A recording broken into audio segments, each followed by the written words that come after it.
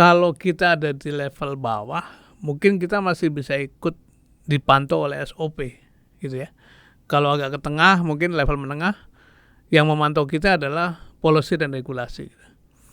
Tapi begitu Anda di paling atas, di organisasi manapun, policy regulasi Anda bisa bikin sendiri kan.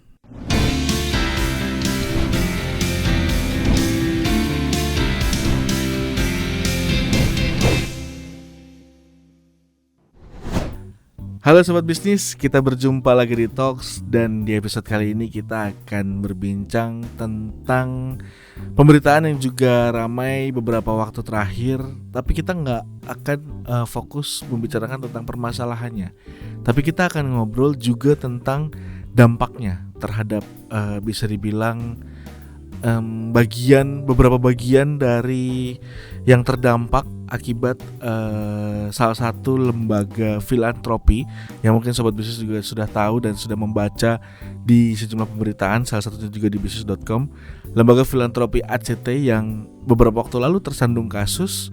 Dan kita akan membahas apakah dampaknya terhadap lembaga filantropi lain dan juga dampak juga terhadap masyarakat, terhadap kepercayaan masyarakat terhadap lembaga filantropi lain. Nah, sekarang saya tidak sendirian karena saya sudah bersama dengan Bapak Sudirman Said. Halo Pak, apa kabar Pak? Halo Mas Danang, sehat alhamdulillah. Pak Sudirman Said ini merupakan Koordinator Nasional Forum Solidaritas Kemanusiaan yang juga Sekjen Palang Merah Indonesia. Nah, Pak Sudirman, gimana nih Pak nih, apa pandangan Bapak terhadap kasus yang terjadi di ACT? Karena Bapak sendiri bagian dari Forum Solidaritas Kemanusiaan yang juga sebagai Sekjen PMI yang juga bergerak dan terlibat langsung dengan hal kemanusiaan Pak. Melihat kasus yang terjadi dengan ACT, pendapat Bapak seperti apa Pak? Terima kasih Mas Danang. Jadi terima kasih nih kehormatan diundang di Talks ya, podcastnya Bisnis Indonesia. Ya tentu kita prihatin ya, karena bagaimanapun ACT itu aksi cepat tanggap itu salah satu lembaga yang dikenal profesional, cukup kuat, dan mungkin salah satu lembaga sosial yang mampu menghimpun dana begitu besar. Pada titik puncaknya mencapai hampir 600 miliar lebih bahkan. Itu satu prestasi yang luar biasa. Dan begitu pun di lapangan memang banyak sekali warga yang appreciate, memberikan dermanya lewat lembaga ini. Bahkan perusahaan-perusahaan besar, BUMN. Jadi melihat situasi yang terakhir itu kita prihatin karena itu berkaitan sama credibility dari lembaga. Dan kita berharap, saya katakan di media beberapa waktu lalu, ACT itu juga isinya manusia sebagaimana lembaga-lembaga lain. Jadi tidak mungkin luput dari kesalahan atau mungkin saja berbuat salah. Nah, sebaiknya yang salah itu yang diambil, yang disisihkan. Kemudian karena saya yakin di dalam ACT masih banyak orang yang baik, yang punya idealisme, punya dedikasi untuk melayani urusan-urusan kemanusiaan. Jadi kita prihatin, tapi mudah-mudahan ini bisa jadi pelajaran bagi lembaga-lembaga filantropis bahwa betapa rentannya betapa kritikalnya soal public trust, kepercayaan publik. Karena lembaga-lembaga semacam itu, termasuk kami di Palang Merah, bisa tegak kalau publik mempercayai kita gitu. Dan kita berharap segera dipulihkan, pemerintah tidak gegabah dengan berpikir membubarkan, tapi lebih baik masalahnya di-slice, dipotong, kemudian diselesaikan masalahnya. Kalau pandangan Pak Sudirman Said sendiri nih, seberapa besar ya Pak kebutuhan lembaga filantropi ini di masyarakat Pak, mengingat sejauh ini lembaga-lembaga filantropi lain itu mampu menyelesaikan sejumlah persoalan-persoalan yang bisa dibilang cukup kompleks, cukup butuh dana yang besar, jadi solusi juga gitu Pak. Betul.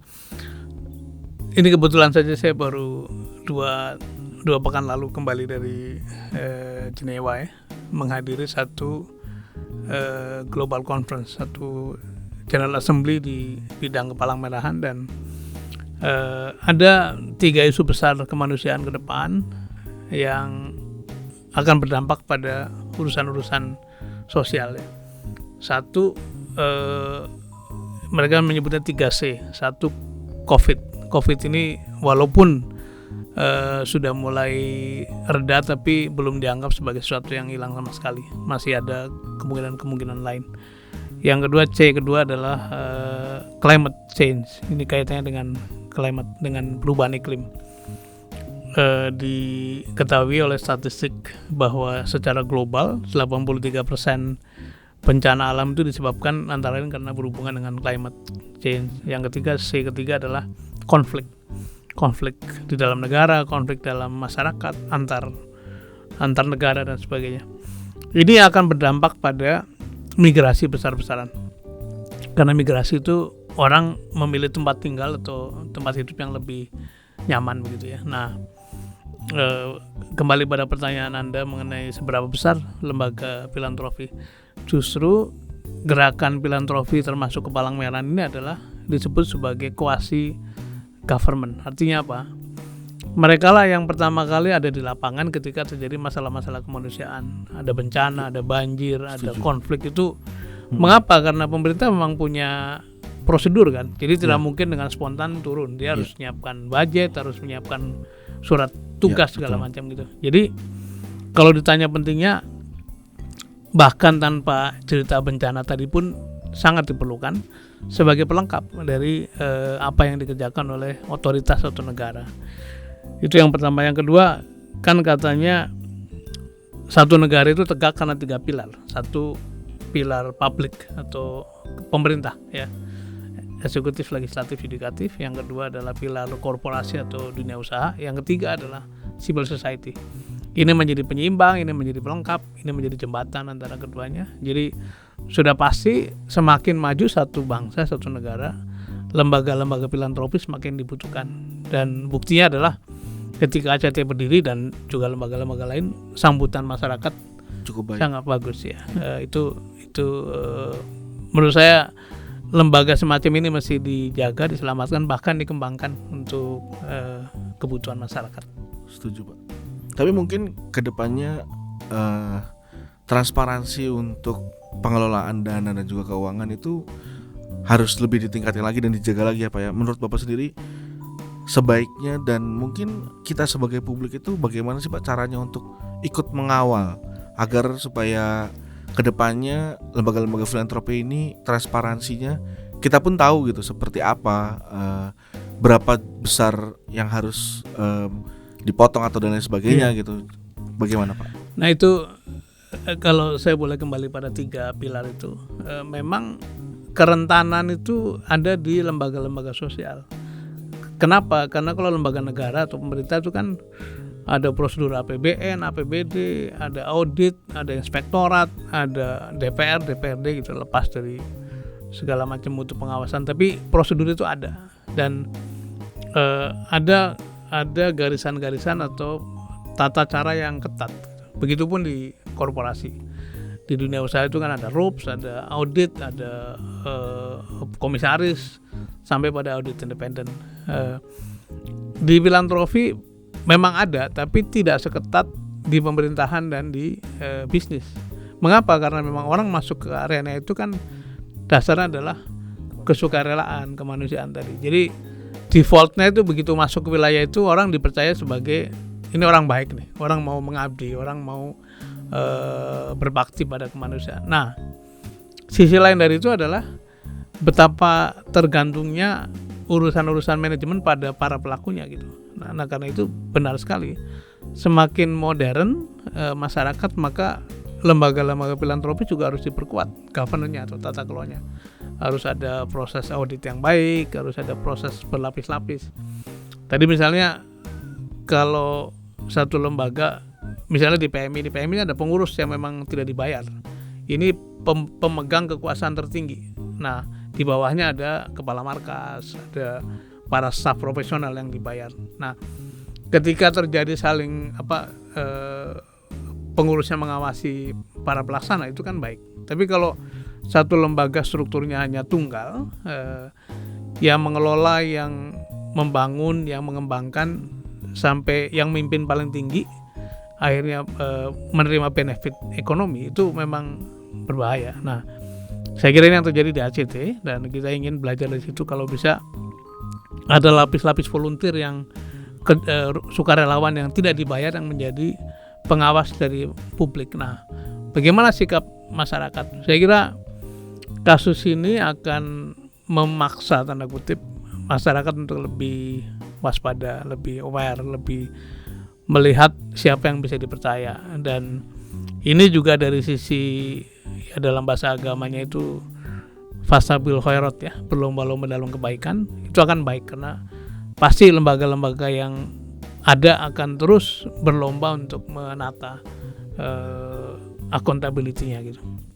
Tentu ini jadi pelajaran ya Pak ya untuk lembaga filantropi lain juga, agar supaya nggak keulang juga dengan lembaga lain. Mungkin apa yang mungkin harus dilakukan oleh para pengelola ataupun lembaga-lembaga filantropi lain yang juga bergerak di hal yang sama, atau mungkin kita sebagai publik juga melihat apa yang terjadi di ACT, kemudian meskipun kasusnya masih bergulir, apakah bagaimana nih Pak nih cara mengembalikannya juga trust publik kembali gitu, karena kan pasti sedikit demi sedikit agak berkurang gitu Pak terhadap lembaga filantropi. Saya yakin teman-teman yang masih terus bergerak di sana itu punya komitmen yang tinggi ya, untuk menjaga accountability segala macam. Jadi kalau kembali pada model yang sederhana lah, namanya good governance atau tata kelola yang baik itu kan dimulai dari transparansi, mesti terbuka pada publik, accountability, setiap tindakan itu bisa dipertanggungjawabkan ya. Kemudian responsibility, ada suasana bahwa tidak mungkin dia melakukan apa-apa itu sendirian, karena harus ada check and balance sampai pada fairness. Seluruh tindakan itu mesti didasari pada rasa adil, ini patut atau tidak, cukup fair atau tidak gitu. Nah, itu prinsip-prinsipnya. Nah, implementasinya ya tadi mulai dari harus ada check and balance, harus ada prosedur yang memungkinkan seseorang atau tidak memungkinkan seseorang mengambil keputusan dari ujung sampai ke ujung. Itu namanya pembagian tugas, ada saling mengendalikan, saling mengecek dan sebagainya. Jadi fungsi-fungsi manajerial mesti dihidupkan dari mulai pengawas, pelaksana, mungkin ada penasehat kalau dalam yayasan, tapi juga ada audit, ada proses perencanaan sampai pada proses pertanggungjawaban. Saya yakin suasana sekarang bahkan sebelum kejadian sebenarnya sudah jauh lebih baik. Tapi itu mesti diingat sebagai hal-hal yang wajib dilakukan oleh para pengelola. Nah, masyarakat tentu saja punya pilihan untuk mencari siapa yang paling kredibel, siapa yang paling transparan. Makanya sering dilakukan pengumuman kan di media kan, diterima berapa, dipakai berapa gitu. Tapi bagaimanapun media itu kan terbatas.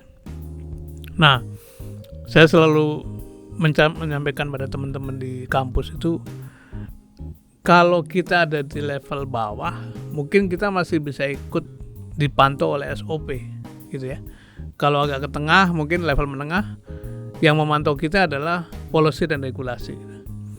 Tapi begitu Anda di paling atas di organisasi manapun, policy regulasi Anda bisa bikin sendiri kan, tergantung maunya dirimu gitu.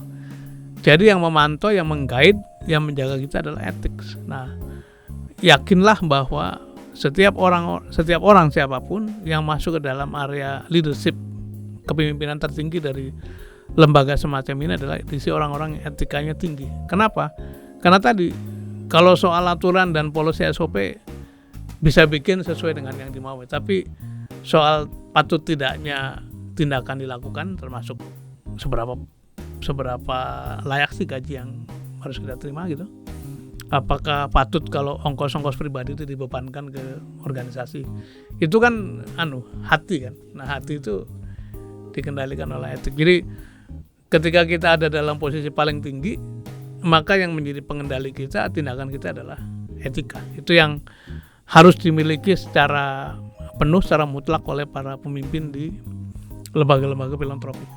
Sejauh ini Pak, ini sudah ada regulasi dan aturan sendiri dari pemerintah ya, dengan Undang-Undang Nomor 9 Tahun 1961, terus juga ada Permensos nomor 8 tahun 2021. Tapi sejauh ini responnya tuh kayak pemerintah kecolongan kayak gitu ya Pak ya. Nah, apakah kira-kira nih kalau pandangan Pak Sudirman sendiri nih, sisi regulasi pasal-pasal yang ada ini apakah sudah sesuai dengan zaman sekarang Pak? Karena mengingat 1961 udah cukup usang nih Pak. Terus juga mungkinkah ketika ini usang yang ada di dalam lembaga-lembaga itu mungkinkah bisa memanfaatkan di situasi yang mungkin berbeda dari zaman dulu ke zaman sekarang ya Pak ya? Di luar aturan-aturan tadi pasti banyak yang menjaga, termasuk norma pengumpulan dana barangkali dari Kemsos ya. Kemudian soal-soal kalau di lembaga keuangan bagaimana ngaturnya, itu pasti OJK punya aturan. Kalau dia ormas itu ada Kemendagri yang punya aturan. Jadi kembali persis seperti yang tadi saya jelaskan, kalau berpikirnya legalistik, you can just check ini komplain nggak, taat apa nggak dengan aturan. Tapi ketika sampai pada kepatutan itu bisa-bisa aturannya nggak ada tuh. Misalnya dikatakan di sini kalau kita mengumpulkan zakat maka 1/8 boleh kita ambil sebagai upah dari amil. Nah, kalau dikumpulin 100 miliar bagaimana gitu? Kan apakah tetap 1/8? Kemudian 1/8 ternyata end up dengan besarannya gaji para pengelola kok lebih besar daripada eksekutif perusahaan-perusahaan asing sekalipun misalnya gitu ya. Itu kan ukurannya bukan ukuran legalistik. Kalau legal sepanjang aturannya ada bisa kita kerjakan. Jadi kembali aturan diperlukan, tapi lebih dari sekedar peraturan, beyond regulation adalah seberapa besar, seberapa kuat Anda menjunjung tinggi etika. Etika itu ukurannya kembali adalah kepantasan, kepatutan. Dan kepatutan itu soal kerentek dalam hati nih. Ini kalau saya lakukan ini wajar apa enggak sih seperti itu. Dan dengan segala respek pada kawan-kawan di berbagai lembaga filantropi, itulah yang harus kita kita dengungkan terus-menerus. Apakah yang kita peroleh atau yang kita terima itu cukup memenuhi asas-asas kepatutan tadi. Kalau kita sambung lagi nih Pak tentang asas kepatutan yang tadi Bapak sampaikan gitu ya Pak ya. Bicara soal besaran gaji, terus juga biaya operasional dan lain sebagainya. Sejauh ini kalau menurut pandangan Pak Sudirman saya sendiri, apakah gaji ataupun biaya operasional yang sudah dipotong untuk lembaga-lembaga filantropi ini apakah sesuai, maksudnya ketika potongan itu sudah ditetapkan pemerintah, mungkin itu regulasi dulu ya Pak ya. Dengan sekarang mungkin ketika inflasi dan lain sebagainya kita bicara soal kebutuhan-kebutuhan lain, apakah itu sudah sesuai dengan sekian persen? Karena dari pemerintah mengusulkan tidak lebih dari sekian persen, tapi mungkin dari yang didapatkan juga tadi nominal juga, kita kalau bicara nominal, apakah sekian persen dari 100 miliar itu juga akan seberapa besar gitu kan? Kan sebenarnya faktornya banyak ya Pak ya. Betul. untuk bicara soal biaya. Sebetulnya ini bukan monopoli kita di Indonesia ya. Tahun 90-an saya ingat ketika saya belajar manajemen, antaranya saya belajar manajemen di sektor sosial itu. Pernah ada satu skandal juga di Amerika bahwa para pengelola non-profit organization itu memperoleh gaji yang berlebihan, yang melampaui eksekutif swasta yang tanggung jawabnya begitu besar gitu. Itu juga jadi skandal sampai dibahas di Kongres segala macam. Nah di kita bagaimana? Di kita ini kan kasus ini akan men-trigger kewaspadaan ya, awareness dari masyarakat. Saya ingin memberi contoh di PMI lah. Di PMI itu pengurus tidak mendapatkan gaji. Adalah tunjangan komunikasi, nggak besar-besar amat. Honor saya sebagai sekjen itu mungkin hanya pas saja untuk bayar sopir sama sekretaris lah gitu. Kemudian kalau kita terbang kemanapun, ekonomi, mau sejauh apapun kelas ekonomi.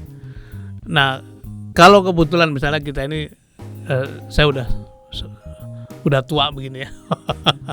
Kemudian misalnya terbang ke luar negeri yang belasan jam, barangkali perlulah untuk dapat tempat istirahat yang agak tenang.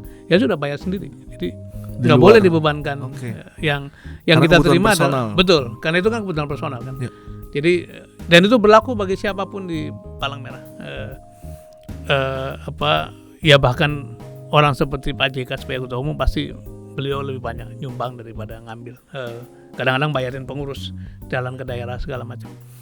Jadi kemudian hal-hal yang sifatnya misalnya kita conference di Jenewa kemarin, ya sudah cari hotel yang sesederhana mungkin gitu.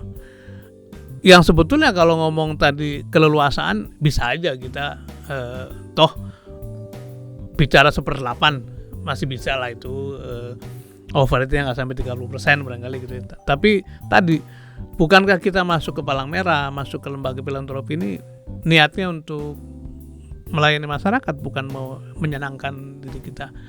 Jadi praktek seperti ini harus menjadi kebiasaan, dan kemudian saya punya harapan bahwa kasus-kasus yang terjadi baru-baru ini muncul itu menciptakan istilahnya itu kewaspadaan atau alert bahwa kita semua ini ada yang bergerak di bidang filantropi, di bidang kemanusiaan, di bidang sosial itu menjadi sorotan masyarakat. Karena seperti saya katakan di awal tadi, kan begitu Anda daftar pemerintah atau pegawai negeri atau jadi politisi kan ngomongnya kekuasaan kan, pengen dapat power gitu.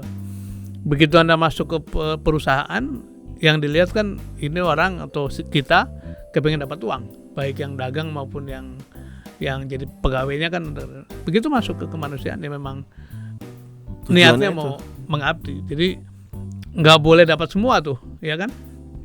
Glory atau kepuasan sebagai pelayan dapat, tapi hidupnya kepengen seperti eksekutif perusahaan besar, ya janganlah itu. Itu kembali pada asas kepatutan tadi. Menurut Pak Sudirman sendiri nih Pak nih, sejauh ini apakah peran pemerintah sudah cukup untuk mengontrol dan istilahnya memantau lembaga-lembaga filantropi, ataukah adakah saran dari Pak Sudirman untuk pemerintah terutama untuk kedepannya supaya hal ini jadi pembelajaran besar untuk lembaga-lembaga filantropi lain, Pak? Kalau aturan nggak pernah sempurna ya, tapi dengan yang ada sebetulnya sudah cukup untuk membuat siapapun yang bergerak di situ ya berjalan dengan normal lah. Jadi tadi semua kementerian terkait punya koregulasinya gitu. Atau bicara mengenai aturan yang umum, kan ada nyusun laporan keuangan, ada prinsip-prinsip akuntansi kan gitu. Menyusun compliant kepada hukum, ada hukum undang-undang mengenai yayasan atau perkumpulan gitu. Jadi cukup aturannya, dan sedetail apapun, serigid apapun, kalau memang ada niat untuk nerobos bisa dicari gitu. Jadi yang penting adalah gunakan peraturan yang ada dan behave atau berperilaku seperti layaknya kita melayani urusan sosial tadi. Nah, pemerintah sebaiknya bagaimana? Ya, saya kira ini pelajaran bagi kita semua, bukan hanya pelaku masyarakat tapi juga pemerintah.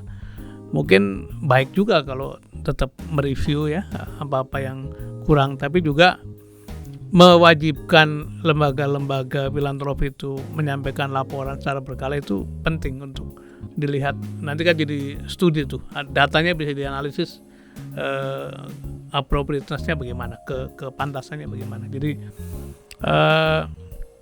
setiap kejadian begini pasti merupakan wake up call, ring the bell untuk ayo kita bebenah pada semua aspek gitu.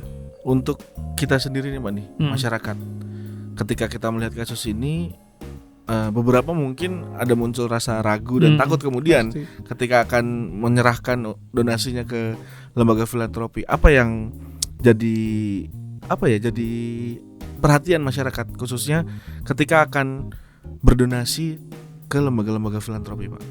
Ini kabarnya sudah mulai terasa juga kan bahwa orang akhirnya akan ngerem. Tapi saya yakin itu temporer karena akan muncul lembaga, atau bahkan akan muncul juga inisiatif dari ACT sendiri untuk berbenah dan akhirnya memperoleh kembali kredibilitasnya. Nah,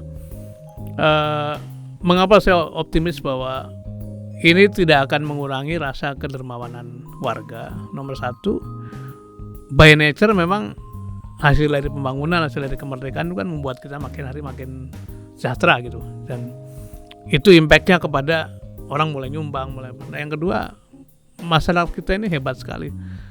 Justru dalam keadaan sulit seperti COVID kemarin itu menunjukkan solidaritas yang luar biasa gitu. Kita melihat adegan-adegan yang sangat menyentuh ya, orang naruh sayur di pagarnya tetangga karena tetangganya nggak bisa keluar segala macam. Itu sesuatu yang diakui oleh dunia. Bahkan World Giving Index memberikan predikat pada negara kita, bangsa kita sebagai bangsa yang paling dermawan, itu bertengger di ranking atas selalu.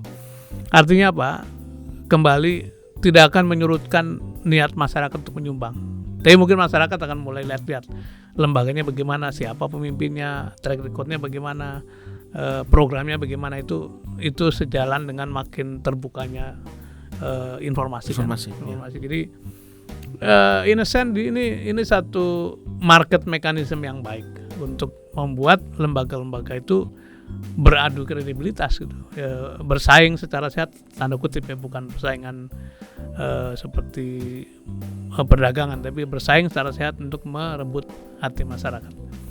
Jadi saya yakin akan segera pulih, kemudian akan masyarakat akan punya banyak pilihan untuk melakukan kontribusinya bagi urusan-urusan kemanusiaan. Oke, mungkin terakhir nih Pak nih, adakah pesan untuk teman-teman yang berada dan bergerak di lembaga filantropi nih Pak nih, dari Bapak sendiri pribadi, dan kemudian apakah yang terjadi di ACT ini akan menjadi pembelajaran dan mengubah iklim Pak, atau mungkin cara untuk lembaga-lembaga filantropi, baik mereka cara untuk mengelola keuangan ataupun mereka untuk berpromosi, tadi kayak Pak Sudirman Said bilang, mereka akan berlomba-lomba kemudian untuk menarik minat masyarakat lagi untuk berdonasi, atau bagaimana Pak? Iya, bagi teman-teman yang tetap beraktivitas di bidang kemanusiaan, filantropi, sosial, ini adalah satu peran penting dalam berbangsa, karena tadi yang nyari uang namanya perusahaan, bayar pajak, ngasih pekerjaan, employment, pertumbuhan ekonomi, supply chain. Yang atur hidup kita namanya negara kan. Tapi yang mengisi keduanya, yang membuat masyarakat itu makin solid, masyarakat makin terbuka pikiran-pikirannya, makin menuntut demokrasi, makin menuntut kesejahteraan, itu masyarakat sipil, yaitu termasuk kegiatan filantropi. Jadi ini pilar yang tidak kalah penting dari pilar state dan pilarnya korporasi atau ekonomi perusahaan. Nah, kita harus terus ingat bahwa defaultnya pandangan terhadap orang-orang yang bergerak di filantropi adalah orang-orang yang tulus, yang ikhlas, yang jujur, yang betul-betul datang untuk mengabdi, dan jangan manipulasi pandangan itu. Jadi sudahlah masuk dengan embel seperti itu, kemudian perilakunya seperti tempat-tempat lain, misalnya berpolitik, atau tadi ngambil profit, ngambil benefit pribadi berlebihan. Saya ingin mengingatkan bahwa korupsi itu bukan soal urusan pemerintah. Korupsi itu definisi paling sederhananya adalah using public authority, menggunakan kewenangan publik for personal benefit, untuk benefit pribadi gitu. Masuk ke dalam yayasan, masuk ke dalam PMI, masuk ke dalam ACT, masuk ke dalam dompet duafa atau lembaga sosial lainnya, itu sebetulnya Anda sedang menggunakan public trust, kewenangan publik tuh.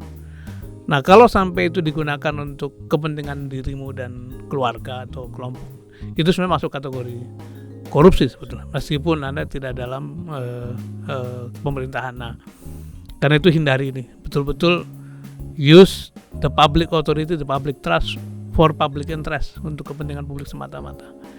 Itu pesan saya ke rekan-rekan, sahabat-sahabat yang terus berada di jalur sosial, jalur filantropis. Nah, apakah peristiwa ini akan membawa dampak? Saya yakin kita semua akan belajar, karena memang kesalahan itu kan cara terbaik untuk membuat kita bangun, dan mudah-mudahan baik teman-teman di ACT sendiri maupun di lembaga-lembaga filantropi lain benar-benar menggunakan ini sebagai satu tadi, membangunkan kita lah, wake up call bahwa ada tanggung jawab sosial, tanggung jawab publik yang harus dijaga, dan insya Allah kita belajar dari ini semua. Gitu Mas Danang. Oke, kalau gitu terima kasih banyak untuk ngobrol-ngobrolnya Pak Sudirman Said. Makasih. Terima kasih sudah datang ke studio kami Pak. Thank you. Terima kasih juga untuk sobat bisnis yang sudah menyaksikan Talks edisi ini. Semoga bisa mencerahkan, bisa bermanfaat dan juga bisa memotivasi teman-teman terutama yang bergerak ataupun yang bekerja di lembaga filantropi. Semoga bisa memotivasi teman-teman dan juga bisa lebih baik lagi ya Pak ya ke depannya. Sukses untuk Talks ya. Terima kasih Pak. Terima kasih. Terima kasih banyak Pak. Terima kasih juga untuk sobat bisnis. Sampai jumpa di episode berikutnya.